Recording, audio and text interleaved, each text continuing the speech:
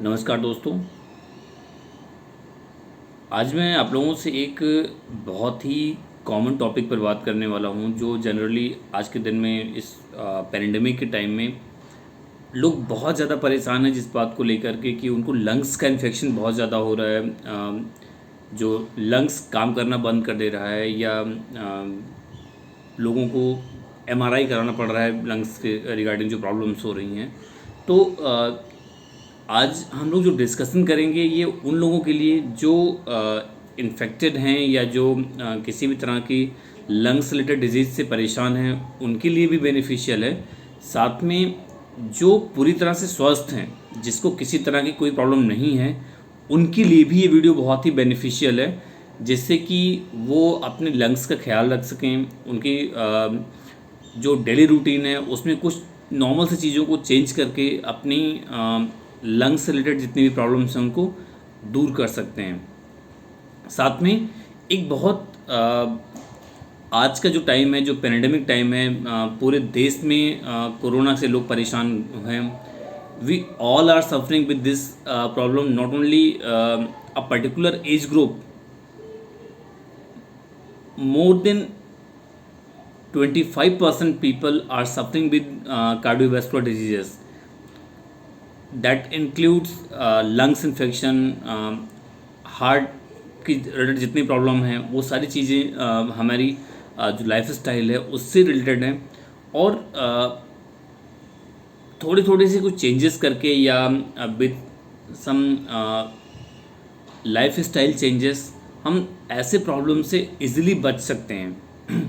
साथ में एक बहुत ही जो बेसिक सी बात है इस पूरे सिनेरियो को लेकर के, सबसे पहली बात तो हमें ये पहचानने की ज़रूरत है कि कैसे हम ये पहचानें कि हमारे जो लंग्स हैं उनमें किसी तरह की कोई प्रॉब्लम आ रही है। पहले किसी भी मैं टॉपिक बात करने से पहले एक बार आप लोगों से ये डिस्कस करना चाहता हूँ कि हमें पता होना चाहिए, बहुत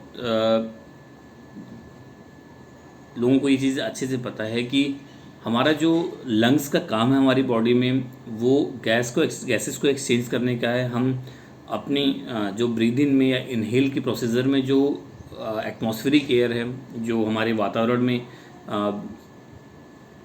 एयर है, उसको हम लोग इनटेक करते हैं। और जो वो सारा ऑक्सीजन से साथ हमारे जो सारी एयर है वो हमारे लंग्स में जाती है। साथ में हमारे लंग्स में ढेर सारे बहुत छोटे छोटे बलून टाइप स्ट्रक्चर हैं, जिसको हम लोग एल्वुलाइज सैक बोलते हैं। बेसिकली उन बलून टाइप स्ट्रक्चर्स के ही जो इंटरनल उसका सरफेस है, जो उसकी सतह है, उससे हमारी बॉडी में ऑक्सीजन अब्जॉर्ब किया जाता है।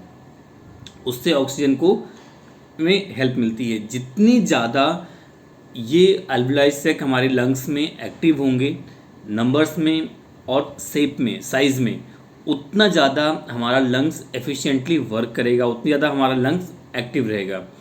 होता क्या है, हम लोगों की एक गलत ब्रीदिंग प्रोसेस की वजह से हम धीरे धीरे, क्योंकि हम लोग बॉडी, हमारी जो आज की लाइफ स्टाइल है उसमें हम फिजिकल वर्कआउट नहीं करते हैं। हमारी जो सैनिटरी लाइफ स्टाइल है उसमें किसी तरह के हम ऐसे एक्टिविटीज़ नहीं कर सकते जिससे हमारी ब्रीदिंग फ्लैक्चुएट हो, ज़्यादा इंटेंस हम डीप ब्रीदिंग कर रहे हों और ब्रीद आउट कर रहे हों।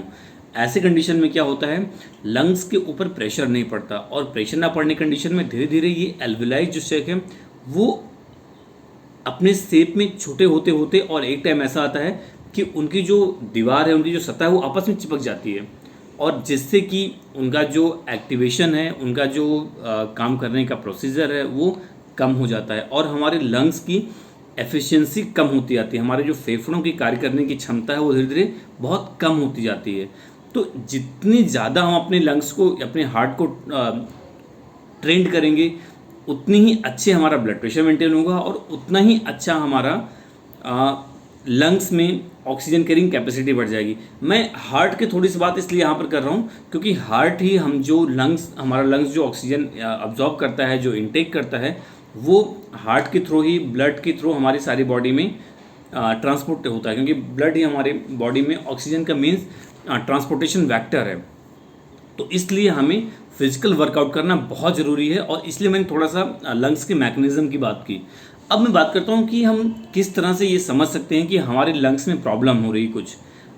वैसे तो जिसको कोई प्रॉब्लम नहीं है वो भी फिजिकल वर्कआउट करे तो उसके लिए अच्छा है, बट अगर किसी को किसी तरह से कोई डिजीज़ हो रही है, कोई डिफ़िकल्टी हो रही है, तो वो हम कैसे पहचान सकते हैं? सबसे पहली चीज़ है कि हमें ये चेक करना है कि हमारी जो नॉर्मल ब्रीदिंग प्रोसीजर है वो कहीं से डिस्टर्ब या फ्लैक्चुएट तो नहीं हो रही है। डिस्टर्ब होने का मेरा एक सिंपल सा मतलब है, क्या हमें ज़बरदस्ती या इंटेंस ऑक्सीजन या सांस लेना पड़ रहा है? बहुत ऐसे लोग हैं जो नॉर्मल कंडीशन में भी मुंह खोलकर इस तरह से ब्रीद इन कर रहे हैं, या हम जल्दी जल्दी ब्रीद इन कर रहे हैं, या बहुत छोटी छोटी सांस हमारी हो रही है। अगर ऐसा कुछ है, हमारी नॉर्मल सांस प्रश्वास की क्रिया नहीं चल रही है, मतलब सांस लेने की और सांस छोड़ने की जो हमारा एक नॉर्मल रेट है अगर वो मेंटेन नहीं हो रहा है, तो ऐसे कंडीशन में हमें ये समझना है कि हमारे लंग्स में कुछ ना कुछ प्रॉब्लम हो रही है। उसके बाद सांस लेने में और सांस छोड़ने में अगर हमें किसी तरह का पेन फील हो रहा है या किसी तरह से हमें दर्द का अनुभव हो रहा है, तो हमें ये समझना चाहिए कि हमारे लंग्स की जो कार्य करने की क्षमता है वो कहीं न कहीं से डिस्टर्ब हो रही है, या हमारे लंग्स जो हैं वो इन्फेक्टेड हो रहे हैं। साथ में अगर हमें कोविड की प्रॉब्लम है और उसके बाद भी अगर हमें खांसी आ रही है और हमें चेस्ट पेन हो रहा है, या हमें जनरली सांस लेने में या कफ को स्नेच करने में अगर ज़्यादा प्रॉब्लम हो रही है, हमारे चेस्ट में पेन हो रहा है, या हमारे इवन अपर थोरेसिक रीजन में प्रॉब्लम हो रही है, चेस्ट के रीजन में पेन हो रहा है सांस लेने में या खांसी आने पर, तो डेफिनेटली हमारे लंग्स की से रिलेटेड थोड़ी सी प्रॉब्लम है, और उसको हमें बहुत जल्दी से किसी एक्सपर्ट के एडवाइस की इट मीन्स हमें ज़रूरत है। अब अगर हमें ये पता चल रहा है कि हमारे अंदर हमारे लंग्स में कुछ प्रॉब्लम हो रही है, अगर हम कोविड के लक्षण हमारे अंदर हैं, हम पॉजिटिव हैं, हमें हमारा रिजल्ट पता है, तो एक डिफरेंट सीन है। अगर नहीं है तो ऐसे कंडीशन में हमें करना क्या चाहिए, और दोनों के लिए ही, चाहे वो कोविड वाला हो या नहीं है, दोनों कंडीशन में सबसे पहली बात हमें पैनिक नहीं होना है। हमें अपनी जो मेंटल स्टेबिलिटी है उसको डिस्टर्ब नहीं करना है। हमें बहुत ही धैर्य के साथ काम करना है। अपनी जो डेली रूटीन है उसको एक बार चेक करना होगा कि क्या हमारे डेली रूटीन में हमारी जो डाइट से रिलेटेड चीज़ें हैं वो मेंटेन है, प्रॉपर हम फिजिकल वर्कआउट कर रहे हैं या नहीं कर रहे हैं। साथ में एक जो कोविड इन्फेक्टेड पर्सन है वो भी, और जो कोविड इन्फेक्टेड नहीं है और उसको ब्रीदिंग प्रॉब्लम हो रही है, दोनों को भी ऐसे कंडीशन में ऑक्सीमीटर से हर आधे घंटे बाद अपना एक बार ऑक्सीजन लेवल चेक करना चाहिए। कई बार ऐसी कंडीशन होती है जहाँ पर हमारे जो बेसल मेटाबॉलिक रेट है वो डिस्टर्ब होती है, या कुछ एक्सटर्नल फैक्टर्स की वजह से या कुछ इंटरनल फैक्टर्स की वजह से हमारी जो बेसल मेटाबॉलिक रेट है वो डिस्टर्ब होती है। हम लोग पता है कि हमारी बॉडी में ढेर सारी एनाबॉलिक कैटाबॉलिक रिएक्शन चलते रहते हैं, या ढेर सारी जो बॉडी में एक्टिविटीज़ हैं, कई बार उसमें ऑक्सीजन का इंटेक बहुत ज़्यादा बढ़ जाता है, तो इसकी वजह से भी हमारी ब्रीदिंग फ्लैक्चुएट होती है, भले ही हम कुछ ज़्यादा काम ना कर रहे हों। ठीक है, तो ऐसी कंडीशन में हमें पल्स, जो हमारा ऑक्सीमीटर है, पल्स ऑक्सीमीटर है, उससे लगातार हर आधे घंटे पे कम से कम 5-7 बार अपनी ऑक्सीजन लेवल चेक करना चाहिए। कई बार ऑटोमेटिकली हमारी बॉडी इसको इनहेल कर लेती है या उसको मेंटेन कर लेती है। अगर नहीं है तो ऐसे कंडीशन में हमें फिर वापस एक्सपर्ट एडवाइस के साथ जाना चाहिए, हमारे जो डॉक्टर है उसके साथ हमें जाना चाहिए।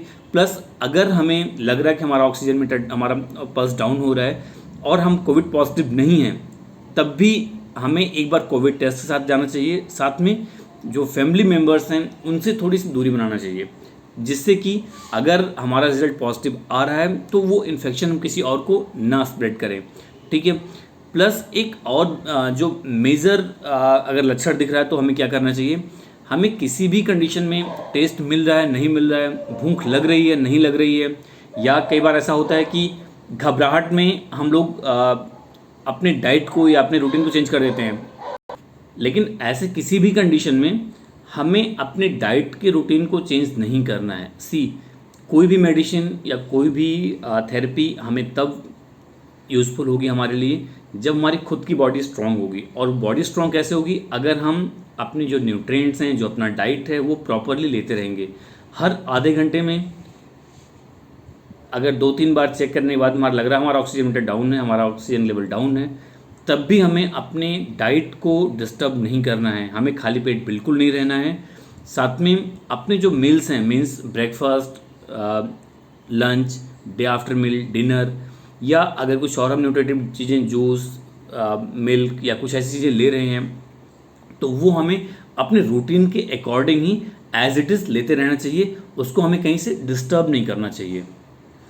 हमें नेक्स्ट ये डिस्कस करना है कि सपोज़ अगर हमें कोविड का इन्फेक्शन हो गया है और हमारी लंग्स में प्रॉब्लम हो रही है, और अगर हम हेल्दी हैं और तब भी हमारी लंग्स में प्रॉब्लम हो रही है, तो ऐसे कंडीशन में हमें करना क्या है। या यहाँ पर मैं एक कंडीशन और लगाता हूँ कि अगर हम लोग हेल्दी हैं और फिर भी हमें अपने लंग्स को हेल्दी रखना है कि आगे हम किसी भी तरह की लंग्स रिलेटेड प्रॉब्लम्स में ना फंसें, तो ऐसी कंडीशन में हम वो क्या क्या चीज़ें कर सकते हैं जिससे कि हमारी लंग्स स्ट्रांग होंगे और उनकी ऑक्सीजन कैरिंग कैपेसिटी बढ़ जाएगी।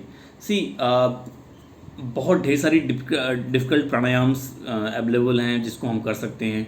जिसको नॉलेज है वो भी कर सकता है, जिसको नॉलेज नहीं है वो ढेर सारी जगहों से सर्च कर सकता है। बट मैं यहाँ पर कुछ बहुत नॉर्मल सी ब्रीदिंग एक्सरसाइजेस बताता हूँ जो हर कोई बिना किसी साइड इफ़ेक्ट से कर सकता है, और उसके लिए उसे किसी भी एक्सपर्ट को देखने की ज़रूरत नहीं है, क्योंकि इन एक्सरसाइजेस का या इन प्राणायाम्स का कोई भी साइड इफ़ेक्ट नहीं है। सबसे पहली चीज़, हमें इंटेंस और डीप ब्रीदिंग करना है। डीप ब्रीदिंग के लिए जब भी हम डीप ब्रीदिंग कर रहे होते हैं, मैं थोड़ा सा डेमोन्स्ट्रेट करता हूँ अभी यहाँ पर आप लोगों को, अगर दिखाई पड़ेगा तो थोड़ा सा अच्छा होगा। डीप ब्रीदिंग के लिए हमें सीधे बैठना है, अपनी आर्म और शोल्डर स्ट्रेट, हमें नाक से तेजी से सांस लेते हुए, और जब हम सांस अंदर लेंगे तो हमारा पेट पूरा बाहर आएगा, और फिर सांस छोड़ते हुए हमें पेट को अंदर ले जाना है। पहले 3 टाइम्स हमें ये करना है। Breathe in, breathe out, breathe in, breathe out. इसको हम आराम से सांस जितनी देर में ले रहे हैं उतनी देर में हमें आपको सांस को छोड़ना भी है।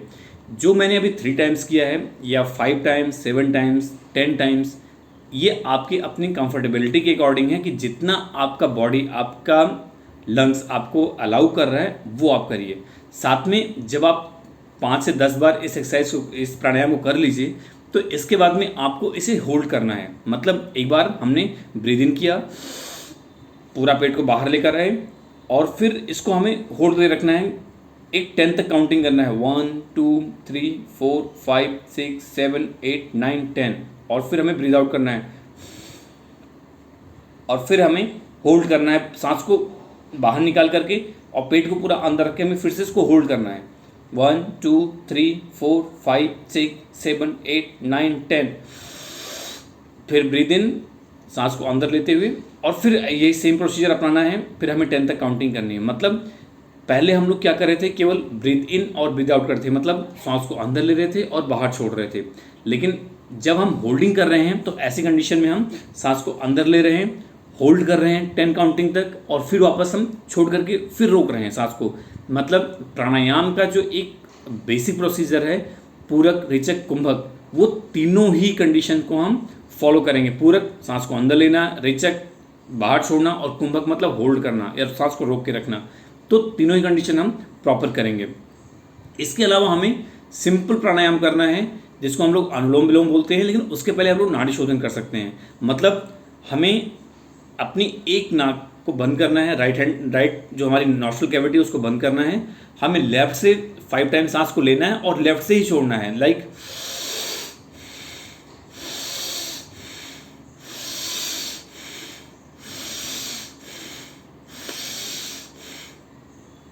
ये मैंने 5 बार किया है, आप 10 बार, 15 बार, ये आपके अपने कंफर्टेबिलिटी के अकॉर्डिंग है, आप कितनी बार कर सकते हैं। लेकिन जितनी बार आप बाएं से कर रहे हैं फिर उतनी बार आपको दाएं से करना है। आपने फिर बंद किया और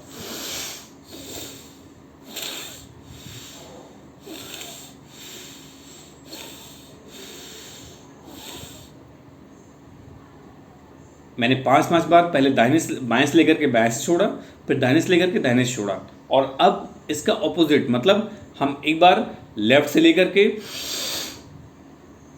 होल्ड करेंगे और फिर राइट से छोड़ेंगे, ये हो गया हमारा अनुलोम विलोम। फिर लेफ्ट से राइट से लेंगे और लेफ्ट से छोड़ेंगे। जब हम सांस को अंदर ले रहे हैं तब भी हमें सांस को होल्ड करना है, और जब हम सांस को बाहर छोड़ रहे हैं तब भी हमें 5 से 10 तक की गिनती करके सांस को रोक करके रखना है। इससे हमारे जो लंग्स की एल्वियोलाई चेक है, जिसकी मैं बात कर रहा था, उन पर प्रेशर पड़ेगा, और वो जो बताया था मैंने कि गुब्बारेनुमा संरचना होती है, धीरे धीरे अपने आप में बंद हो जाती है, वो फिर से धीरे धीरे खुलना स्टार्ट होगी। जैसे जब हम गुब्बारे के अंदर सांस भरते हैं तो उसके लिए हमें इंटेंसली मुंह से सांस को फूंकना पड़ता है, वैसे हम जब तेज सांस लेंगे तो हमारी जो एल्वियोलाई चेक है, हमारे लंग्स के अंदर जो ये स्ट्रक्चर हैं, वो धीरे धीरे खुल जाएंगे और हमारी लंग्स की ऑक्सीजन कैरिंग कैपेसिटी बढ़ जाएगी।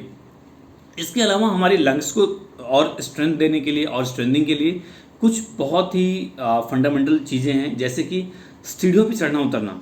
सीढ़ियों पे चढ़ने उतरने से हमारी ब्रीदिंग अपने आप फ्लैक्चुएट हो जाती है, या कई बार स्लोली जॉगिंग करना, उससे भी हमारी ब्रीदिंग फ्लैक्चुएट हो जाती है, मतलब हम तेज सांस लेना स्टार्ट कर देते हैं। ठीक है, एक और बहुत ही फनी लगेगा या बहुत ही लगता है कि बच्चों की बात है, लेकिन बहुत ही एक इफ़ेक्टिव एक्सरसाइज है सांसों के लिए, वो है गुब्बारे फुलाना। अगर हम गुब्बारे फुलाते हैं तो हम बहुत ज़ोर से सांस को गुब्बारे के अंदर फूंकते हैं, इससे भी हमारे लंग्स पर, हमारे फेफड़ों पे बहुत अच्छा इम्पैक्ट पड़ता है और हमारे एल्वियोलाई से वापस ओपन होना स्टार्ट होते हैं। साथ में एक और प्राणायाम है, या कह सकते हैं ब्रीदिंग एक्सरसाइज है, जो हम कर सकते हैं अपने दोनों हाथों को। जैसे गुब्बारे फुलाते हैं तो उसमें अंदर हम सांस बहुत तेज़ी से छोड़ते हैं, वैसे हम लोग शंख जब बजाते हैं, शंख बहुत से लोग जानते होंगे या जो नहीं जानते हैं, जब हम पूजा कर रहे होते हैं तो शंख बजाई जाती है, जिससे कि बहुत तेज, बहुत ही मधुर आवाज़ निकलती है, बहुत स्वीट वॉइस निकलती है। तो वैसे जब शंख बजाई जाती है तब भी हम बहुत तेज अपने लंग्स से दम लगा करके उसके अंदर फूंकते हैं, जिससे कि साउंड प्रोड्यूस हो, जिससे आवाज़ निकले। तो अगर हमारे पास शंख अवेलेबल है तो हम शंख भी बजा सकते हैं, जिससे कि हमारे लंग्स की बहुत अच्छी एक्सरसाइज होती है। कुछ टाइम पहले किसी ने यूट्यूब पर एक वीडियो शेयर किया हुआ था, कोई वृंदावन के पुजारी थे, वो लगातार 2.5 मिनट तक शंख बजा रहे थे। इट मीन्स उनके सांस की जो लेंथिंग है, जो लंबाई है, वो इतनी बड़ी है कि वो 2.5 मिनट तक बिना सांस लिए हुए या बिना इंटेंसली ब्रीदिंग किए हुए वो रह सकते हैं। और प्राणायाम ये कहता भी है कि प्राणस्य आयामो विस्तारायति प्राणायाम, मतलब जितनी हमारी सांस की लंबी होगी, हमारी सांस जितनी गहरी और लंबी होगी, हमारी उम्र उतनी बड़ी होगी। तो हम शंख बजा करके भी अपनी ब्रीदिंग बढ़ा सकते हैं। साथ में एक और तरीका है सांस को बढ़ाने का या अपनी ब्रीदिंग लंग्स को स्ट्रॉन्ग करने का। अपनी सारी फिंगर्स को ऐसे क्लोज करें, हाथों को आगे से ऐसे ओपन करके रखें, थम्स को, और इसमें मुंह लगा करके खूब दम से इसके अंदर फूंक मारे, लाइक। इससे भी क्या होगा, हमारे लंग्स पर प्रेशर पड़ेगा और सांस, क्योंकि हाथ सांस को निकलने नहीं दे रही है और हम पूरा प्रेशर डाल रहे हैं सांस पर, तो इससे क्या होगा, हमारे लंग्स पे बहुत अच्छा इफेक्ट पड़ेगा और हमारी लंग्स की एफिशिएंसी बढ़ जाएगी। ये भी एक बहुत ही अच्छा प्राणायाम, अच्छी योगिक एक्सरसाइज है, जिससे हम अपने लंग्स को स्ट्रॉन्ग कर सकते हैं।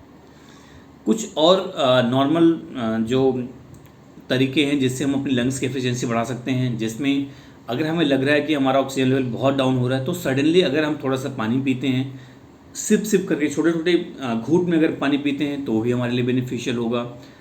जितने सिट्रस फल हैं, जो खट्टे फल हैं, संतरा है, नींबू है, आंवला है, इनको खाने से भी जो इन्फेक्शन के चांसेस हैं वो थोड़े कम हो जाते हैं और आसानी से हम बच सकते हैं।